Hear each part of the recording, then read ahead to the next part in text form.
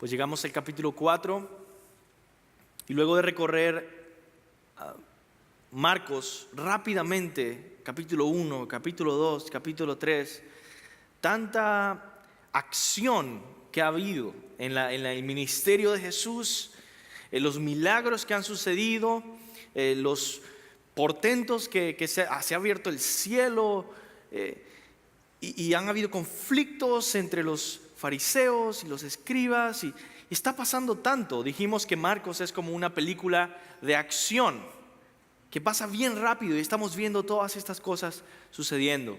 Pero llegamos al capítulo 4 y Marcos hace una necesaria pausa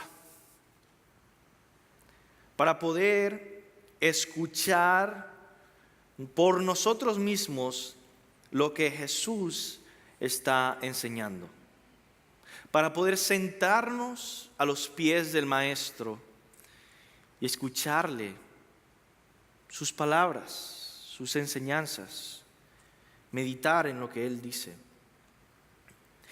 Y entendemos que Jesús enseñó usando parábolas. ¿Qué son las parábolas?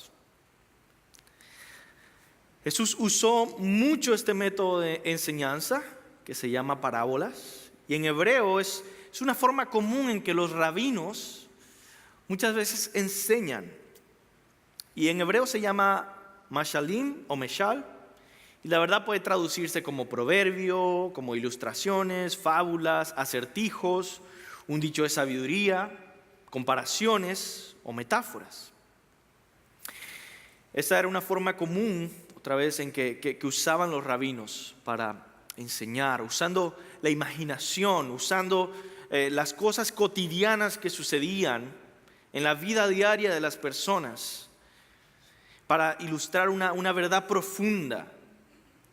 Y estas parábolas se caracterizan también porque no eran muy claras. No es como hablar directamente como te estoy hablando yo a ti, sino que dejan ciertas dudas. Es un poquito borroso la imagen que da y uno dice, pero ¿qué significa esto? Y esa es la intención, que te hagan detenerte, meditar, reflexionar y pensar profundamente. Una definición de parábola puede ser útil en este momento y yo pongo la siguiente: una parábola es una metáfora o una comparación vívida, extraída de la naturaleza o la vida cotidiana, que enseña verdades espirituales de tal forma que genera reflexiones generales e incluso dudas sobre su significado. De esta forma eligió enseñar nuestro Maestro. Pero nosotros tenemos que recordar quién es este Maestro. Este no es solo cualquier rabino en Galilea o en Israel. Este es Jesús. Así que lo primero que nosotros vamos a detenernos a estudiar es a este Maestro, el Maestro de las parábolas. Es el primer punto. Vamos a estudiar quién es este Maestro, el Maestro de las parábolas. Llegamos a este capítulo y vemos que para Jesús, para nuestro Maestro, ha sido un día muy largo y lleno de muchas cosas difíciles para Él. Si se recuerdan, el capítulo anterior es el mismo día. Su familia lo había tildado de loco. Los líderes religiosos lo habían rechazado. Los fariseos y los escribas querían matarlo y le acusaron de estar endemoniado incluso. Y entre tantos problemas, Jesús había básicamente roto con la religión tradicional que ya estaba establecida y había rechazado esto, el fariseísmo. Y Él comenzó un nuevo grupo, ¿verdad? Renovó, restauró Israel con los 12 discípulos que les llamó apóstoles para que se multiplicaran a todas las naciones. Todas estas cosas habían sucedido este día Y de esta forma nos encontramos sentados frente a Jesús en la tarde y Él está en una barca en la orilla del mar de Galilea. Así lo describe un comentario. Dice: por la tarde salió Jesús de la casa en Capernaum y bajó a las refrescantes orillas de Galilea para predicar. La multitud era tan grande que Jesús se vio obligado a predicar desde un barco de pesca. La imagen que tenemos entonces es la del Mesías prometido, sentado al borde del barco en postura de enseñanza rabínica, entregando las parábolas del reino a las multitudes, con las olas suavemente dirigiéndose a la orilla. Ese es nuestro maestro. Ahora, nuestra pregunta realmente ahora tiene que ser: ¿quién es este Jesús? ¿Quién es este maestro de las parábolas? Jamás olvidemos quién es Jesús. Jamás estudiemos la Biblia como un libro más que dice cosas interesantes, quizá profundas, quizá útiles. Entendamos que esas son las palabras de Jesús. Y primeramente Jesús es Dios hablando. Eso es increíble. La forma en la que yo fui salvo hace años atrás, cuando yo era un adolescente, cuando tenía unos 16, 17 años, estaba leyendo unos libros y una pregunta de unos libros vino a mi mente, porque este libro decía que uno podía ser amigo de Dios. Y vinieron preguntas a mí de decir: ¿cómo yo puedo hablar con Dios? ¿Y será que Él me puede hablar a mí? Y aquí en estas escrituras, en este capítulo, tenemos a Dios hablándonos. Y uno se pregunta: ¿cómo será Dios enseñando entre nosotros? Pues cada una de sus palabras, cada una de las palabras de Jesús son las palabras de Dios. Nosotros creemos que toda la Biblia, toda la palabra de Dios es inspirada por Dios, exhalada por el Espíritu Santo, es la palabra de Dios. Pero los apóstoles son inspirados por Dios para escribir sus cartas o los libros que escribieron en la Biblia en el momento que están escribiendo. Pero ellos no hablan de forma divina todo el tiempo. Ellos no hacen su lista para compras y es inspirada por Dios. Ellos no hablan con sus vecinos y es inspirado por Dios. Es cuando estaban escribiendo la Biblia, que es la palabra inspirada por Dios. Pero Jesús es diferente. Jesús es Dios y cada palabra que dice es la palabra de Dios. Es como un predicador una vez dijo: cuando Jesús estornuda, Dios estornuda. Cada palabra de Jesús es la palabra de Dios. Y también vemos que este Jesús es creativo. Y yo creo que tenemos aquí varias personas que son bien creativos. Personas que les encanta la literatura o el arte. Y entender que Jesús usa su imaginación de tal forma que nos muestra la creatividad del Creador. La creatividad de la forma en la que Él diseña sus enseñanzas, sus parábolas, sus historias, que son historias inventadas para enseñar. Entonces, Él es Dios hablando, Él es creativo, también Él es sencillo. Y esto es algo importante. Muchísima gente en la antigüedad Pensaba que Dios era absolutamente inaccesible y que si alguna vez se comunicaba con nosotros, solamente la gente más sabia en la humanidad quizá podría entender un poco de lo que Dios dijera. Pero el cristianismo dice algo muy diferente. Dice que Dios se hizo uno de nosotros y habló hacia nosotros de una forma entendible. Sus historias, las historias de Jesús, son fáciles de seguir. Los niños mismos pueden capturar la atención con estas historias de un sembrador que está sembrando, de una semilla de mostaza que está creciendo. Y por último, Jesús es profundo. Su sabiduría, al usar estas historias sencillas, su sabiduría es increíble. Hay historias acá que uno puede entender lo que está diciendo, cómo va la historia, pero no entiende cuál es el significado tan profundo que él está haciendo. Y por eso leemos estas palabras de Jesús antes de terminar este punto. Y dice, otra vez comenzó Jesús a enseñar junto al mar y se reunió alrededor de él mucha gente.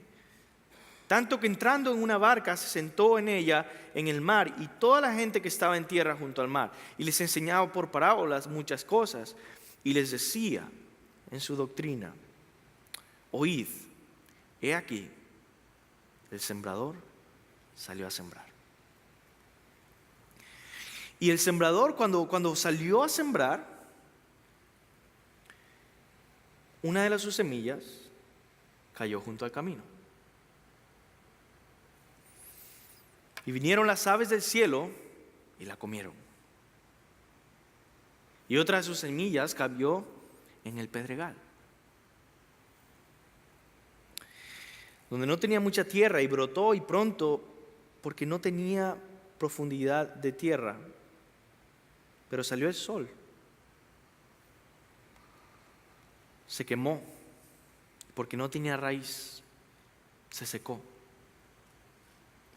Y otra de las semillas cayó entre los espinos. Los espinos crecieron y la ahogaron y no dio fruto. Pero otra parte cayó en buena tierra y dio fruto, pues brotó y creció y produjo a 30, 70 y a 100 por uno. Entonces Jesús dijo, el que tiene oídos para oír, que oiga. Este es nuestro Señor, este es el Maestro de las parábolas. Ahora vamos a pasar al siguiente punto y vamos a meditar un poco en el propósito de las parábolas. ¿Por qué? ¿Por qué Jesús está contando estas historias? Y esto es, en lo que leí, eso es lo que continúa, por eso lo puse acá. Marcos, antes de explicarnos la parábola, nos dice el propósito de las parábolas. ¿Por qué Jesús enseñó en parábolas? Esa era una práctica común entre los rabinos, entendemos, pero Jesús mismo revela que Él tiene un propósito más profundo. Él no usó parábolas simplemente porque, bueno, algunos rabinos usan parábolas, yo voy a usar parábolas. Él usó parábolas con un propósito más profundo. Y lee tú mismo en tu versículo 10 al 12. Estos versículos son muy, muy, muy difíciles. Y por eso quiero que tú puedas leer. Dice, cuando estuvo solo, los que estaban cerca de él, con los 12, le preguntaron sobre la parábola. Y les dijo, a vosotros os es dado saber el misterio del reino de Dios, mas a los que están fuera, por parábolas todas las cosas, para que viendo, vean y no perciban. Otra vez, detente ahí y ve que dice, para que, ese es un propósito, para que viendo, vean y no perciban, los de afuera, y oyendo, oigan y no entiendan. ¿Para qué? Para que no se conviertan y les sean perdonados los pecados. ¿Qué? Para que no se conviertan y les sean perdonados los pecados. ¿Por qué Jesús está diciendo esto? ¿Acaso Dios no quiere que todos puedan conocer la verdad? ¿Que todos puedan conocer el mensaje? Jesús dice que no, que Él habla en parábolas. Para ustedes, dice, para mis discípulos, dice, no eran solo los discípulos, dice que los que estaban también ahí con ellos, les es dado el misterio del reino, pero los de afuera. Ahora vamos recordando quiénes son los de afuera. Nos acaba de decir unos versículos atrás, el capítulo anterior, que los escribas le habían dicho que estaba poseído por Satanás a Jesús. Que los fariseos estaban teniendo un acuerdo con los herodianos para matar a Jesús. Que había gente que le rechazaba a Jesús. Ellos de afuera, dice, les hablo todo en parábolas, para que no entiendan y se conviertan y sus pecados sean perdonados. ¿Qué es esto? En otras palabras, Jesús nos enseña claramente que las parábolas tienen un propósito doble. ¿Ok? Juzgar e instruir. Juzgar e instruir. Las parábolas son un juicio contra aquellos que están fuera, ¿verdad? Los que han endurecido sus corazones contra Él y han rechazado, pero también son un medio de instrucción para aquellos que sí son sus discípulos, que están dentro, la familia de la fe que Él ha formado. Vamos a meditar primero en esto de un juicio. ¿Qué es esto de que las parábolas son un juicio? El propósito de la parábola es juzgar. ¿Por qué Jesús juzga a través de las parábolas? Bueno, ya les dije, le habían rechazado hasta tal punto que habían blasfemado contra el Espíritu Santo y le habían llamado Belcebú, que es Satanás, que echa fuera demonios por el poder de Satanás. Por lo tanto, Jesús les dice que ellos, oyendo, no van a entender, y viendo, no van a percibir, y van a ser condenados. Pero esto no debe sorprendernos. Si estás prestando mucha atención, yo quiero que recuerdes hace unas semanas atrás, el capítulo 1, yo hablé un poco acerca de cómo la Biblia profetizaba que iba a ser la venida del Señor, el día del Señor, cuando Dios iba a irrumpir en la historia.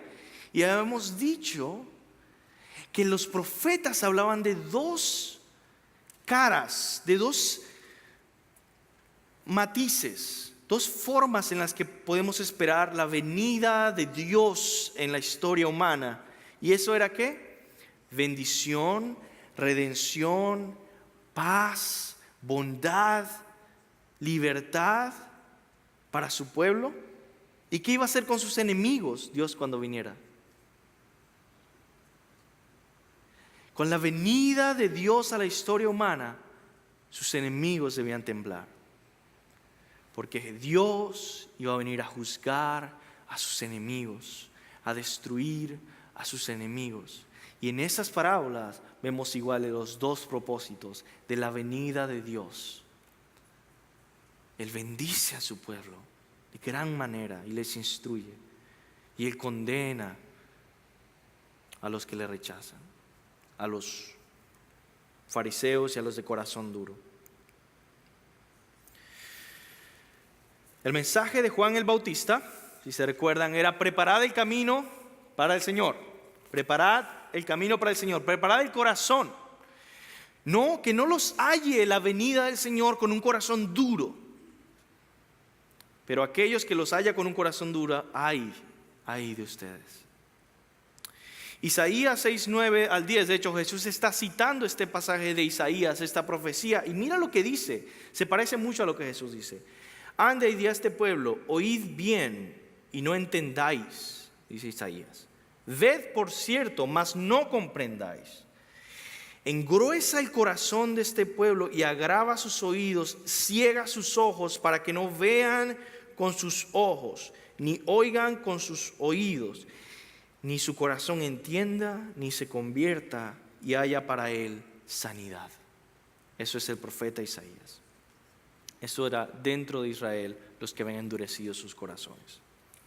Pero no todo es juicio, mis hermanos, por supuesto. El propósito de las parábolas también es instrucción y bendición y cosas hermosas. Y yo solamente quiero leerte cómo Jesús se goza, se regocija de que tú puedes entender los misterios de Dios, la sabiduría de Dios.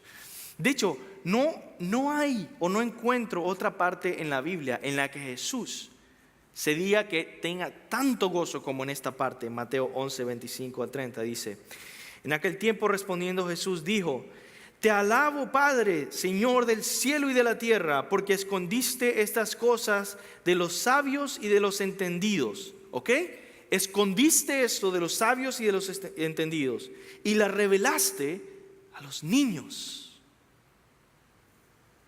Sí, Padre, porque así te agradó. Todas las cosas me fueron entregadas por mi Padre, y nadie conoce al Hijo sino el Padre, ni al Padre conoce a alguno sino el Hijo, y aquel a quien el Hijo lo quiera revelar. Venid a mí todos los que estáis trabajados y cargados, y yo os haré descansar.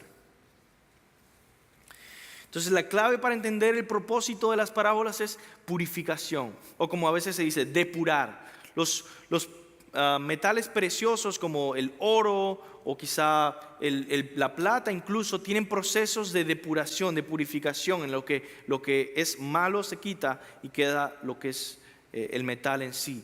Las parábolas hacen esto y bendicen e instruyen a los que son de casa, a la familia de la fe, y condenan a los que se oponen a Jesús. Entonces, eso es lo que hace. Vamos a pasar al siguiente punto, el significado de las parábolas.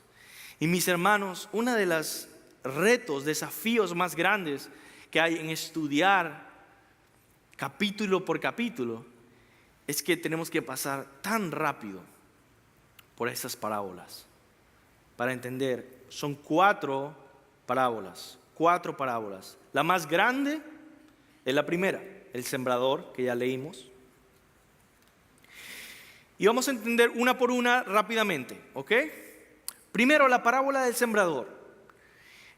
La parábola del sembrador significa ese sembrador que salió a sembrar y cayó sobre diferentes campos. Esos campos son el corazón del que oye. Y esa semilla es la palabra de Dios, del reino de Dios. Dijimos que las parábolas son como refranes, como dichos de sabiduría. Y yo pensé en algunos dichos que nosotros conocemos como hispanos. Uno de ellos es, ¿cómo se dice? Las caras se ven, los corazones nadie sabe, algo así, corazones no se sabe. Caras vemos, corazones no sabemos. Básicamente eso es lo que está diciendo esta parábola. Otro dicho que yo escuché que me gustó mucho dice: la comida sabe diferente cuando uno está enfermo.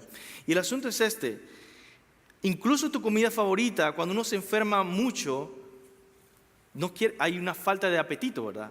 Uno no quiere comer, dice: no quiero comer esto. El asunto es el corazón, el tipo de corazón que nosotros tenemos. No es la calidad de la comida, es el corazón, que está en secreto, que tú sabes. El corazón no es la calidad de la palabra de Dios, del evangelio, del reino de Dios, es el que lo oye. Y dice, primero, el corazón de ese que es como el camino, la semilla que cae en el camino y se la llevan las aves. Jesucristo dice que ese es un corazón en el que el enemigo rápidamente se lleva la palabra de Dios. ¿Qué es esto? Quiero ir rápido aquí, perdona que hable rápido. Este es el corazón duro. La semilla no logra penetrar suficiente. El enemigo se lleva la semilla rápidamente. Es un espíritu de indiferencia. Indiferencia ante la palabra de Dios. Tal vez poco a poco, realmente es un corazón que poco a poco se endurece y no tiene un interés en escuchar la palabra de Dios. Es el tipo de persona que literalmente no hace nada con la palabra de Dios. La escucha y no hace nada. Quizás es una persona que no le da importancia al mensaje de Dios. Y quizás están resentidos con Dios y por eso no escuchan la palabra de Dios. Quizás están resentidos con el predicador o con el tema y no escuchan. La palabra de Dios no tiene ningún tipo de efecto en sus vidas. Están endurecidos y el rumbo de sus vidas está en las manos de Satanás. ¿Cómo responden esas personas en una iglesia? Nada, silencio total, no hay nada, no hay reacción a la palabra. Segundo, el pedregal. El corazón que es como el pedregal es superficial, es un corazón superficial, está lleno de emocionalismo. Hay alegría, pero de corta duración, dice. Es aquel que recibe, Jesús dice, es aquel que recibe la palabra con gozo. Pero esta persona no tiene convicción, no ha hecho una decisión definitiva de seguir a Jesús, de ser un discípulo verdadero. Vive por emociones. Algunas semanas siente venir a la iglesia, el resto realmente no, porque sus emociones son los que le guían. No desarrolla raíces reales en la palabra de Dios.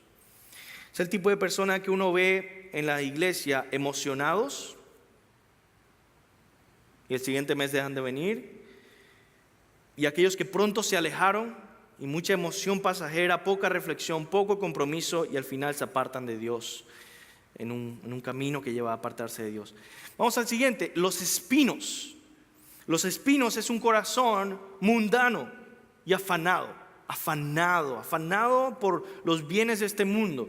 No se detienen a meditar en la palabra de Dios. No pueden detenerse. No tienen tiempo. Estoy ocupado. Estoy metiendo más horas, dice. Las metas y sueños de esta vida pasajera lo ahogan, ¿verdad? Y los llevan a una destrucción eterna, lamentable. Ese tipo de corazones usualmente diría: no tenía tiempo para ir a la iglesia, no tenía tiempo para sentarme a estudiar la Biblia, tenía que trabajar, estaba muy ocupado, hasta el día de su muerte va a decir eso. Donde no habrá sido demasiado tarde, ¿verdad?, para cambiar un estilo de vida. Y por último, tenemos a la buena tierra. La mejor forma de describir la buena tierra es un corazón de tierra fértil. Produce algo la palabra de Dios siempre que la escucha. Es un corazón receptivo, tiene hambre de la palabra de Dios. Es un corazón acogedor también. Oye porque quiere oír la palabra de Dios. Es fiel a Dios también. Tiene confianza en la palabra porque conoce al maestro, al que enseña la palabra. Tiene una relación personal con el que enseña la palabra, Jesucristo. Finalmente da fruto. Es mucho. Y es interesante porque el corazón que es una buena tierra no solamente da fruto, da mucho más fruto de lo que se espera. Y la gente dice: ¿cómo es que yo no esperaba esto de ti?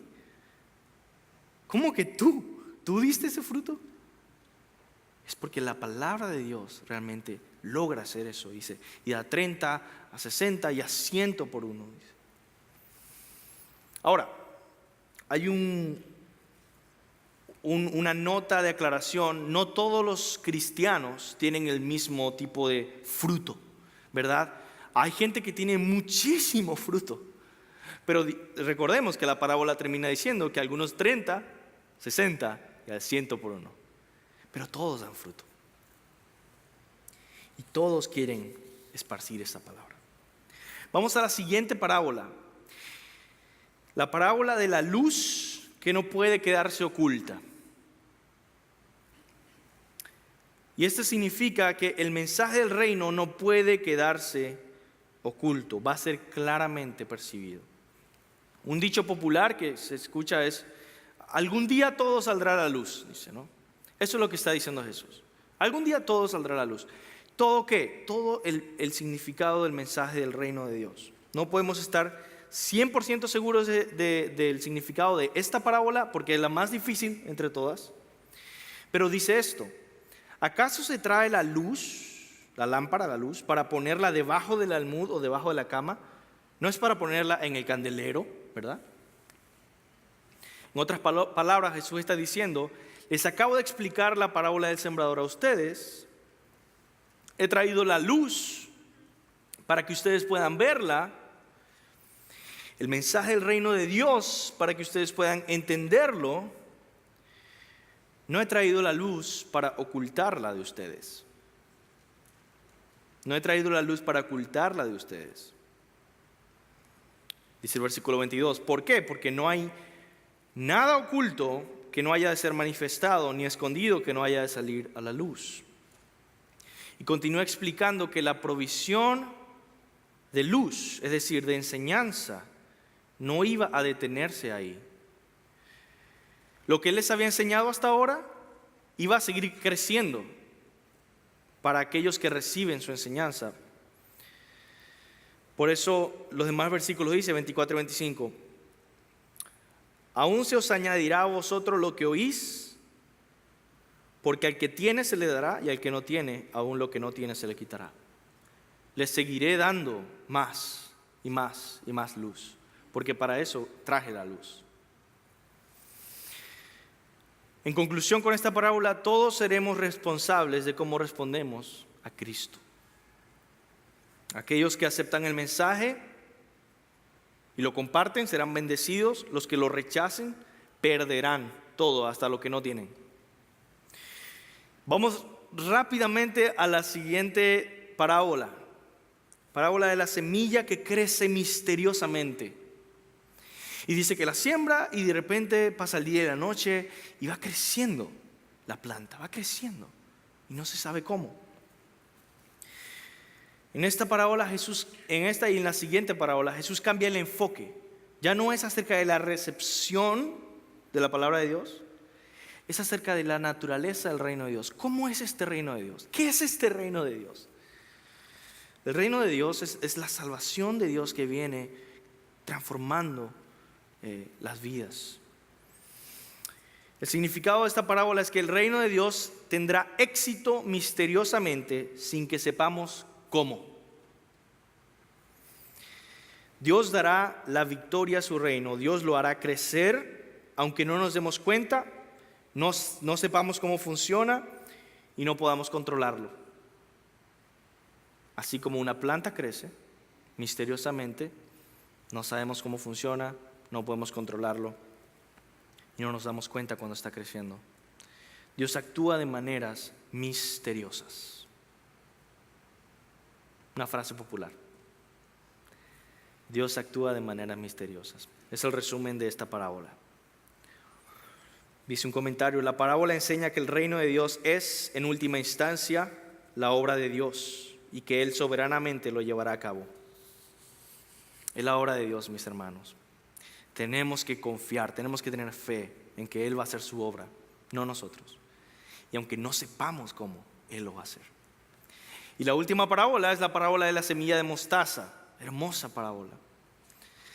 El punto de esta parábola, que es la semilla de mostaza, tan pequeña y crece a ser la más grande de las hortalizas, es que el reino de Dios tendrá comienzos pequeños e insignificantes, pero crecerá en algo grande. Una frase común que puede relacionarse con esta parábola es: no juzgues a un libro por su portada. Al principio se puede ver de una manera el reino de Dios, pero espera, porque eso está bueno, dicen. Este reino de Dios comienza insignificante, pero va a crecer y va a ser lo más grande. De nuevo, el desafío aquí para los discípulos es a no desanimarse, a tener fe, a crecer en fe, en la victoria de Dios. El reino de Dios se ha acercado, ¿verdad? Y aunque comenzó de manera diminuta. Yo quiero simplemente terminar el día de hoy dando unas lecciones prácticas de las parábolas. ¿Qué lecciones prácticas sacamos de todas estas parábolas? De todo lo que el Señor nos ha enseñado. Primero, recibamos la palabra de Dios como discípulos. La forma en la que tú escuchas cada domingo o en cada reunión de estudio bíblico o en la escuela bíblica o en el grupo de jóvenes, la forma en la que tú escuchas la palabra de Dios es extremadamente importante para tu vida y para el fruto que tú vas a dar. Si tú la escuchas como alguien superficial o como alguien materialista que no tiene tiempo para meditar,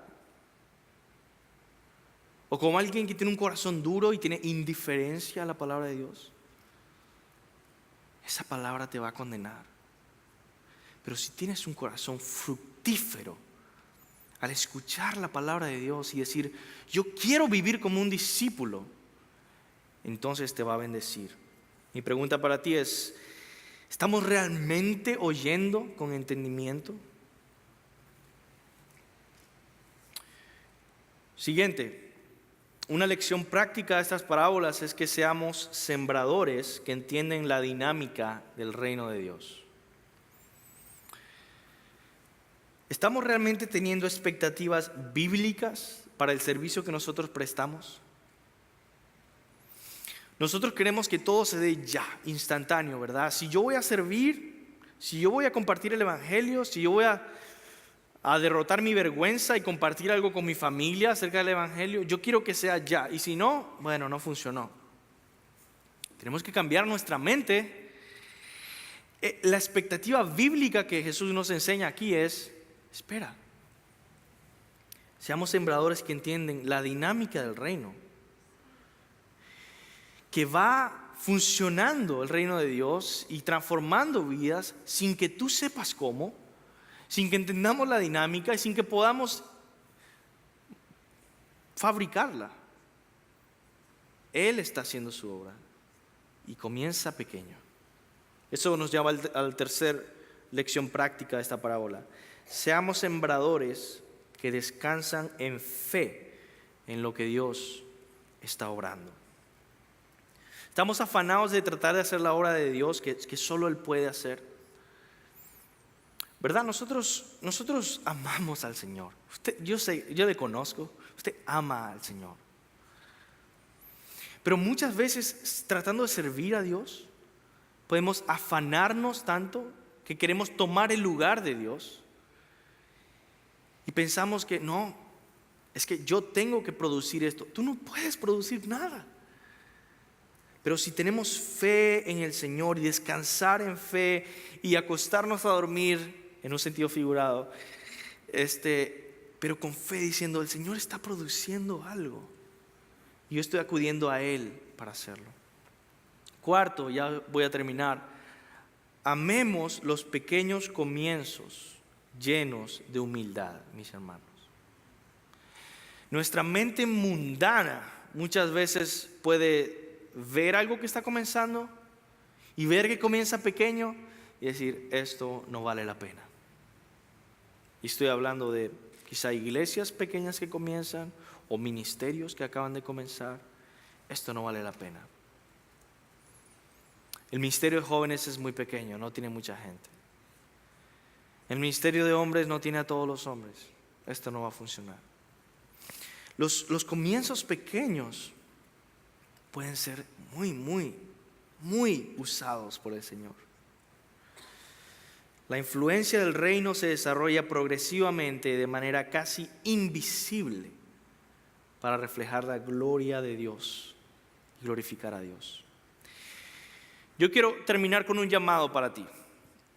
Piensa en esta ciudad piensa en la parábola de la semilla de mostaza y sueña conmigo en lo que Dios quiere hacer aquí, en esta iglesia, en esta ciudad, a través de todos nosotros como una familia que somos. De verdad, sueña en lo que Dios puede llegar a hacer. De saber que no somos la iglesia más grande de esta ciudad.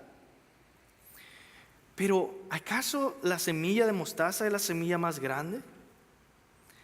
¿Acaso no podemos confiar en que Dios te puede usar a ti y dar fruto contigo de 30, 60 y hasta 100 por uno? Y que tú puedas decir, yo voy a comenzar a servir al Señor y tratar de hacer discípulos y alcanzar personas en esta ciudad y servir y ver a esta iglesia cómo el Señor la usa para impactar esta ciudad. Y esa actitud, mis hermanos, de fe y de ánimo y de decir, sí, vamos a hacer algo, no porque nosotros podemos o porque somos la gente más especial, sino porque confiamos en nuestro Dios que nos está guiando y queremos ser fiel a Él y Él nos envía a ser discípulos.